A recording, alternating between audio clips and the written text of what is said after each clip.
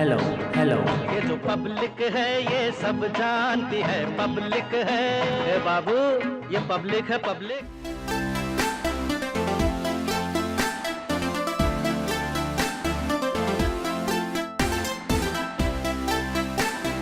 कन्नौज जिला जो कि इत्र के लिए पूरी दुनिया में जाना जाता है, वही कन्नौज समाजवादी पार्टी का भी एक मजबूत गढ़ रहा है। मेरे पीछे आप डॉक्टर राम मनोहर लोहिया जी की भी मूर्ति देख रहे होंगे, जो कि एक बड़े भारत के राजनीतिज्ञ रहे हैं और प्रखर समाजवादी भी रहे हैं। समाजवाद का प्रचार और प्रसार करने में उनकी अहम भूमिका रही है, जिसे आगे मुलायम सिंह यादव और अभी अखिलेश यादव बढ़ा रहे हैं। लेकिन कन्नौज आखिर क्यों समाजवादी पार्टी का गढ़ कहा जाता है, यही जानने के लिए हम कन्नौज की जनता के बीच में मौजूद हैं।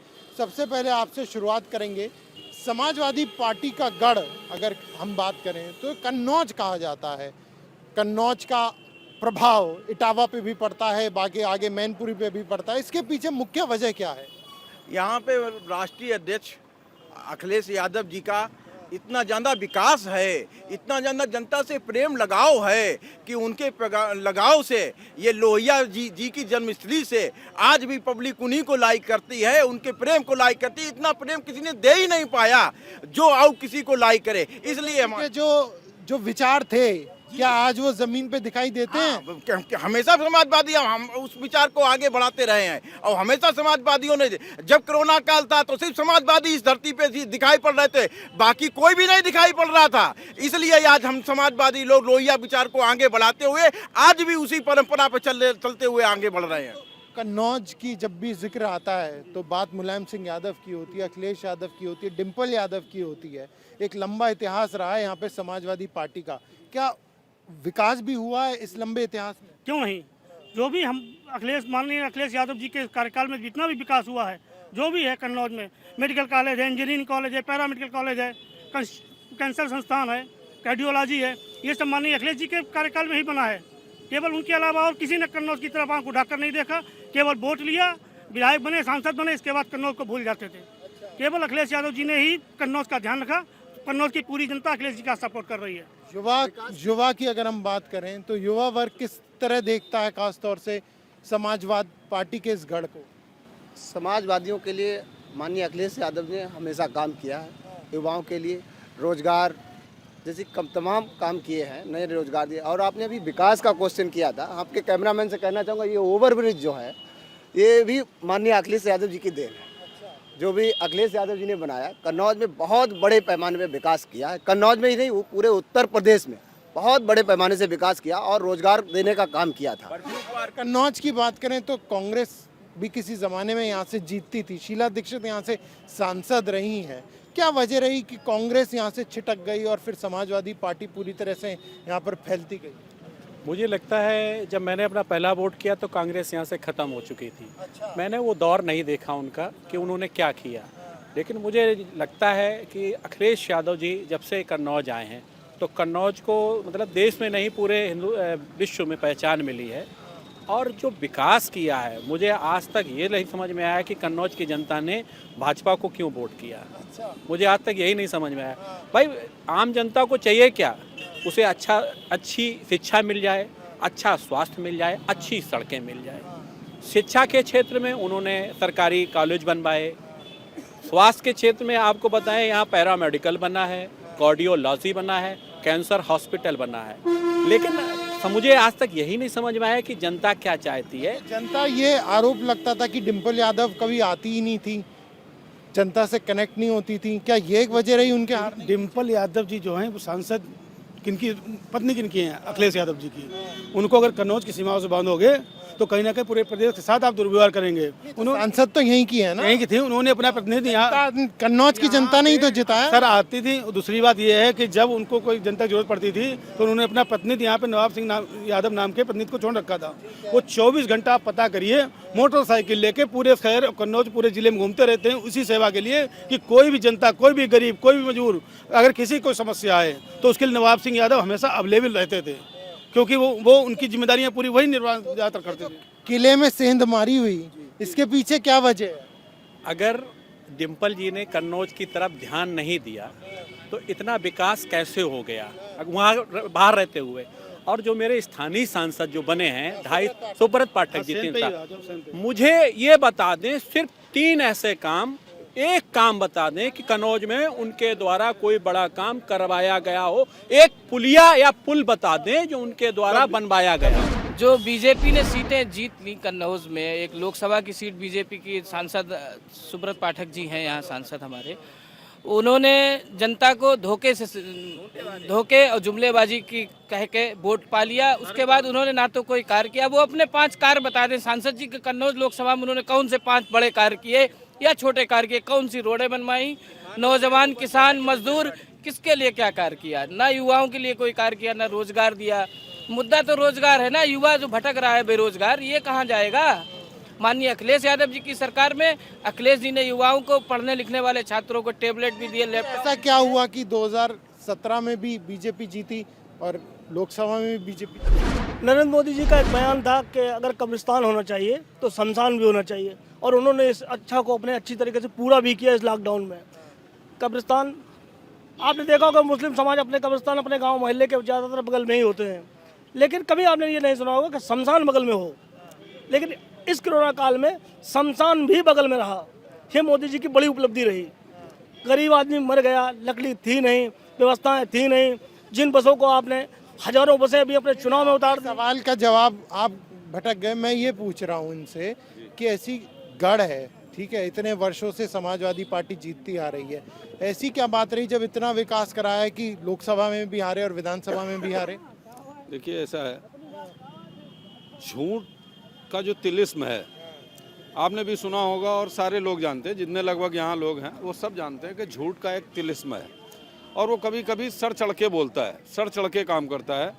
तो ये जो पिछली बार हुआ है वो जो तिलिस्म था वो असर किया है। हालांकि जनता अब उस तिलिस्म को तोड़ने की तैयारी में और सब जान चुकी है कि झूठ के दम पे हमारे पेट नहीं चलते, हमारे बच्चे नहीं पढ़ते, हमें विकास नहीं मिलता। अभी आपने कई लोगों से पूछा विकास के लिए कि सपा के टाइम पे जो विकास हुआ या अदर विकास की, जिस जगह आप खड़े हुए हैं जो ब्रिज हमारे ऊपर से गुजर रहा है, आप दिखा सकते हैं अपने कैमरे से, ये विकास समाजवादी पार्टी का है। सामने बोर्ड लगा हुआ आपको दिखाई पड़ेगा मेडिकल कॉलेज का, वो भी समाजवादी पार्टी का। और मैं दावे के साथ कहना चाहता हूँ आपके चैनल के माध्यम से कि यदि अभी आप बाइक से निकलिए तो पूरा दिन घूमने के बाद में आपके पास समय कम पड़ जाएगा। इतने विकास कार्य हुए कि आप पूरे नहीं देख सकते। इतने विकास कार्य हुए हैं तो अब विधानसभा चुनाव भी हैं, क्या कुछ लग रहा है आपको, कुछ बदलाव परिवर्तन होगा या नहीं? क्यों नहीं परिवर्तन होगा? देखिए जनता क्या सोचती है, जनता क्या होता है, 5 सालों परिवर्तन चाहती है। पूर्व सरकार में अखिलेश जी ने तमाम काम कराए, इंजीनियर कॉलेज, मेडिकल कॉलेज, ये लोहिया पार्क और स्टेडियम के लिए जगह दी गई थी, तो सब बीजेपी वाले बनवा तो नहीं, बस खोद के तालाब बना दिया, तमाम काम किए कन्नौज में। जनता ये सोची कि 5 सालों परिवर्तन चाहिए, तो 5 साल शायद इससे अच्छा बेहतर काम हो। अब बताइए 5 साल परिवर्तन तो हो गया, अब बेहतर क्या काम हुआ? नौजवानों पर लाठी चल रही, किसान कुचले जा रहे हैं, दिख रहा? ऐसा तो नहीं आप सारे के सारे समाजवादी पार्टी के सपोर्टर हो और इसलिए गढ़ जो कहा जाता है तो इसीलिए समाजवादी सब लोग हैं, यहाँ समाजवादियों का गढ़ है और इसीलिए सारे लोग यहाँ समाजवादी हैं। और हम लोग इस बार पूर्ण बहुमत की सरकार बनाने जा रहे हैं। आपके चैनल के माध्यम से आपको भी देख रहे हो, माननीय राष्ट्रीय अध्यक्ष जी अगर सुबह से निकलते हैं, रात अगर लखनऊ पहुँचते हैं तो 4:30 बजे पहुँचे। देखिए कितने, ये किराए की भीड़ नहीं है, ये जनता में और युवाओं में आक्रोश है। भारतीय जनता पार्टी का जो विरोध है वो देखिए। अभी देखिए, अभी टेट का पेपर लीक हुआ, एसआई का पेपर लीक हुआ, टीचर लीक तो पिछली सरकारों में भी होते थे ना? नहीं, बड़े पैमाने पर टीजीटी में कई लोग ऐसे मेरे जानने वाले हुए हैं जो यहीं घूमते थे, वो 20 से 22 लाख रुपए देकर आज वो टीजीटी में नौकरी कर रहे हैं। अगर उनका आपके चैनल के माध्यम से नाम खुलासा करेंगे तो उनकी नौकरी चली जाएगी। अभी कौन सा दाव ऐसा आपको लग रहा है कि अखिलेश यादव डाल सकते हैं? कुछ कहने की जरूरत नहीं है, इस भीड़ को देखकर ही आपको लग रहा होगा कि जनता किसके साथ में है। ये जनादेश आपको खुद ही बता देगा कि समाजवादी पार्टी सरकार कितनी सीटें लेके आएगी। इसमें से देख लीजिए इस भीड़ को, कन्नौज में लाएगी नहीं लाएगी? आप अभी जब से यहाँ पे खड़े हैं, किसी को कोई बुलाने तो नहीं गया है, जनता बराबर रुक रही है ना आपके पास। तो इसी जनादेश से आपको खुद मालूम होगा कि समाजवादी पार्टी सरकार अपनी बनाकर ही दम लेगी। फिर ये जो दाव था वो 2017 में क्यों नहीं चल पाया? 2017 में क्या है कि मौजूदा सरकार ध्रुवीकरण की राजनीति करती है, समाज को बांटने की राजनीति करती है। समाजवादी पार्टी एक ऐसी सरकार है जो सर्व समाज को लेके चलती है। जी, सबको लेके चल रही है। जी जी जी। अच्छा, आपको लगता है कि मौजूदा सरकार में क्या काम नहीं हुआ है क्या? बिल्कुल नहीं, बिल्कुल नहीं। महंगाई इतनी ज़्यादा हो गई है, जो सिलेंडर आज पिछली सरकार में 400 रुपये का था, आज वो 925 रुपये का है। मैं गैस का काम करता हूँ, मैं जानता हूँ। कन्नौज में जो मैं डेली 100 सिलेंडर बांटता था, आज वो 50-60 रुपये बढ़ रहा। गरीब आदमी, उसको वाउचर आता है, उसको फ़ोन करो कि भैया आपका सिलेंडर आ गया, लूँगे कि लेने आए या नहीं, तो वो ये कह देता है 925 रुपये का आपकी बार नहीं लेंगे, इस बार हमारा बेच देना, अगली बार हम ले लेंगे। अभी क्या स्थिति आप देख पा रहे हैं कन्नौज की? अगर हम बात करें तो लग रहा है सपा का एक मजबूत किला फिर से बन चुका है या नहीं? नहीं, ऐसा तो नहीं है। हमारे योगी जी और मोदी जी देश के लिए बहुत अच्छा काम कर रहे हैं। यहाँ पे जो कैंडिडेट बीजेपी जो प्रत्याशी अभी हाल में भाजपा भारतीय जनता पार्टी ने जो चुना है, काफ़ी चर्चित रहे हैं। बहुत अच्छा भाई राष्ट्र के लिए काम भी कर रहे हैं। समाज सेवा का भी वर्क था उनका ऑलरेडी पहले से था, तो बेहतर उम्मीद उनसे की जा रही है। और यहाँ से अखिलेश भी रहे हैं सांसद, डिम्पल यादव भी सांसद रही हैं, तो क्या विकास हुआ था कन्नौज का? आप यहीं पे रहने वाले कन्नौज के? विकास देखो, जो सरकारें रहेंगी विकास तो करेंगी। जो प्राथमिक कार्य जो सरकार रहेगी वो तो काम करेगी, लेकिन कोई ज़्यादा करता है, कोई कम करता है। लेकिन बीजेपी में हिंदुत्व की जो बात की जाती है, हाँ, राष्ट्रवाद और हिंदुत्व, जैसे यहाँ पे लोग हैं वो कह रहे हैं ये समाज बांटने का काम करती है बीजेपी। नहीं, ऐसा नहीं है। ऐसा उनको देखने में दृष्टिदोष हो सकता है, लेकिन ऐसा एक्चुअल में नहीं। जो ज़मीन पे उतरेगा उसको वर्क दिखेगा। जो पार्टी बीजेपी ने जो काम कर दिया है, शायद कोई पार्टी कभी आज तक ना की है, ना ही कर पाती। तो मैं चाहता हूँ एक बार फिर योगी जी को मौका देना चाहिए और एक बार फिर युवा उन्हीं के साथ में है, हिंदुत्व के नाम पे उनको फिर एक बार वोट मिलेगा। कन्नौज जो कि समाजवादी पार्टी का किला है, तो इसके पीछे वजह क्या है? कहाँ समाजवादी पार्टी का किला है? नहीं है। किसने कह दिया? पिछले 2017 के चुनाव में 5 विधानसभा की सीटें थी, 5 में से 4 मैंने जीती थी। उसके बाद में मैंने लोकसभा सीट पर भी कब्जा किया। कहाँ समाजवादी पार्टी का गढ़ है? मैंने किया मतलब? हमारी भारतीय जनता पार्टी की। आपकी भारतीय जनता पार्टी है? अच्छा जी, मुझे लगा आपने कर लिया कब्जा। चलो नहीं, अभी लग रहा है जब किया है काम तो ये बता दो। सांसद जी ने एक काम बड़ा कर दिया हो कन्नौज में। 5 साल में कोई 5 साल में एक भी काम, 5 साल में कोई भी एक भी काम ये गिना सकते हैं कि सांसद जी ने 5 साल में कौन सा एक काम किया है? एक ही काम मुझे गिना दे। 5 काम बहुत बड़ी बात, जो एक काम गिना दे कि 5 साल में इनके सांसद जी ने कौन सा काम किया है। वही अगर पूरे कर देते ये, तो इतना ये जो जितना गांव के लोग जो पीड़ित हैं, तो वो इनको वोट मांगने जरूरत नहीं पड़ती, वोट मिलता। एक सिंगल काम नहीं है। आप लोग काम की बात करते हो। पिछली सरकारों में बने हुए मेडिकल कॉलेज और जिला अस्पताल सफेद हाथी सिद्ध हो रहे थे, लेकिन जब से भाजपा की सरकार आई है, चाहे वो सांसद हो या विधायक हो, इनके नेतृत्व में उन मेडिकल कॉलेजों में दवा मिलने का काम शुरू हुआ है। सभी प्रकार की मशीनें आ रही, दवा नहीं मिल रही थी।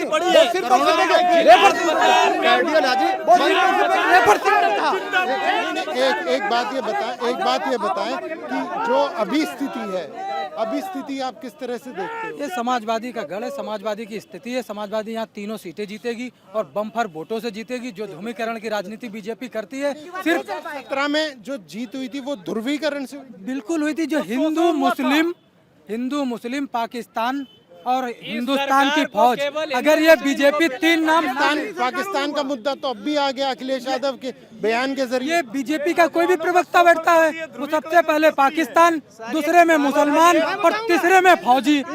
3 बात के अलावा वो तीसरी बात नहीं करते। आज तक किसी ने समाजवादी पार्टी की सरकार जब सत्ता में आती है तब दंगे करवाती है हिंदू मुस्लिम के नाम पर। सांसद जी से मुलाकात हुई, विधायक जी से, सरकार में कोई बात ही नहीं सुनते हैं। उन्हें तो गरीबन सुनना ही नहीं है। कैसा हम लोग अपना व्यापार कर रहे हैं हम लोग जान रहे हैं। सुनाया जाता था है? हम लोग समाजवादी और बीजेपी नहीं है, हम एक खाली वोटर है। आप पहली बात तो ये समझ लीजिए कि समाजवादी पार्टी का गढ़ कन्नौज की जनता ने खत्म कर दिया और भारतीय जनता पार्टी को आशीर्वाद देकर कन्नौज से सांसद बनाया सुब्रत पाठक को और डिम्पल यादव जी को पुनः सपही भेजने का काम किया है। तो ये बात तो खत्म कर दीजिए कि ये समाजवादी गढ़, ये भारतीय जनता पार्टी का गढ़ है और दोबारा भारतीय जनता पार्टी की सरकार 300+ सीटों के साथ आ रही है। आज भी अभी भी अगर सब 22 की बात करें तो 22 में क्या लग रहा है आपको? 22 में क्या लग रहा है कि दोबारा ये बदल पाए? 22 में भारतीय जनता पार्टी की सरकार 300 प्लस सीटों के साथ आ रही है। ये अपर्णा यादव जी, आपकी भाभी जी ने ये बात घोषित कर दी है। आप दलितों की बात करते हैं, आप दलितों की बात करते हैं। वो दिन भूल गए 2 जून 1995 का, जब आप लोगों ने अपनी सहयोगी पार्टी की महिला महन कुमारी मायावती का मान मर्दन करने का काम किया था। वो दिन भूल गए। भारतीय जनता पार्टी ने जितना महिलाओं का शोषण किया और जितना बलात्कार किया, आज तक किसी भी पार्टी ने इतना नहीं किया। पहली बात। दूसरी चीज सुनिए, इनका सबूत स्वाति सिंह कह रही है कि हम पति इनका उपाध्यक्ष है भारतीय जनता पार्टी का। भारतीय जनता अपर्णा जी के साथ कुछ गलत नहीं हुआ, अपर्णा जी के साथ। दूसरी चीज मैं बताना चाहता हूँ, ब्राह्मणों की हत्याएं आज तक उत्तर प्रदेश में इतनी नहीं हुई जितनी भारतीय जनता पार्टी ने ब्राह्मणों की हत्याएं की। ब्राह्मणों को खुलेआम मारा गया, अपराधियों को नहीं मारा गया। अपराधियों की हत्या नहीं हुई, सिर्फ ब्राह्मणों की हत्या हुई। और लोग हैं, उनसे भी बात करते हैं। जी, क्या नाम है आपका? मेरा नाम अशोक श्रीवास्तव, मैं सीनियर एडवोकेट हूँ कन्नौज। अशोक जी, ये बताइए कि कन्नौज पे हम जिक्र कर रहे हैं कि लगातार यहाँ पर साइकिल का कब्जा रहा है, लेकिन 17 में पंचर हो गई थी, तो अभी कुछ स्थिति सुधरेगी क्या? देखिए, ऐसा है कि बातें चाहे जितनी कर ली जाएं, हर पार्टी यहाँ खड़ी हुई है, आएगा योगी। पार्टी नहीं खड़ी, विचारधारा के लोग खड़े हैं। जी भाई साहब बताएं। मैंने केवल एक बात कही कि चुनाव अपने अपने स्तर पे होता है, लोकल स्तर पे, लेकिन प्रदेश में आएगा योगी। कन्नौज में कुछ परिवर्तन देखा है आपने? कि कन्नौज में प्रत्याशी बदला गया है। असीम अरुण जी बहुत ही योग्य प्रत्याशी हैं, और जहां तक मैं समझता हूं कि उनके अंदर बेदाग छवि होने के कारण जो लोग हमारे पुराने विधायक के कैंडिडेट से नाराज रहते थे, वो पार्टी के वो लोग भी वोट उनको देने की कोशिश करेंगे। और अनिल जी भी अच्छे आदमी हैं, मैं उनकी बुराई नहीं करता, जो हमारे इस समय विधायक हैं। हाँ बिल्कुल, वो अच्छे आदमी हैं, बट क्या है कि उनका पब्लिक से संपर्क कम रहता है। कन्नौज के लिए जो है रामनगरी विश्वामित्र जी जो हैं, वो सीता जी को पहले यही कन्नौज लाए थे। तो अयोध्या से कन्नौज जुड़ना चाहिए, ठीक है। राय ये सपाही ये कहते हैं कि हमने मेडिकल कॉलेज जो है वो सब किया, उन्होंने भी कुछ नहीं किया। अब कन्नौज की स्थिति क्या होगी? कन्नौज की स्थिति एक तरफ है, अनिल दोहरे जी हमारे विधायक बनने जा रहे हैं, राष्ट्रीय अध्यक्ष जी मुख्यमंत्री बनेंगे। साइकिल चले, जो कुछ काम है ये आप देख लीजिए, ये अखिलेश जी की देन है। सारे एक ही पुल दिखाएंगे, कुछ और भी एक पुल नहीं, इसमें बनवाते अखिलेश जी है, उद्घाटन करते भाजपा वाले। पुरातत्व विभाग है। बाबा जी आने वाले थे यहाँ पे, बाबा जी आने वाले थे, सबको पता था बाबा जी आ रहे, तो उन्होंने कहा काम क्या दिखाया जाए, तो उन्होंने कहा इस पुल का उद्घाटन करा दो। लेकिन डीएम साहब ने कहा कि इस पुल का उद्घाटन कितनी बार कराएंगे, मैं खुद स्वयं कर चुका हूँ, मैं बाबा जी को क्या बताऊंगा। तब बाबा जी का प्रोग्राम कैंसिल हुआ, वरना इसी पुल का उद्घाटन तीसरी बार हो जाए। ये हम रुके थे ये जानने के लिए कि आखिर कन्नौज, जिसे समाजवादी पार्टी का गढ़ कहा जाता है, वो आखिर क्यों है। कोशिश की हमने कुछ लोगों से जानने की कि आखिर मौजूदा स्थिति में उन्हें क्या तस्वीर नजर आ रही है। कैमरा पर्सन अनिल मिश्रा के साथ प्रणय शर्मा, इंडिया टीवी।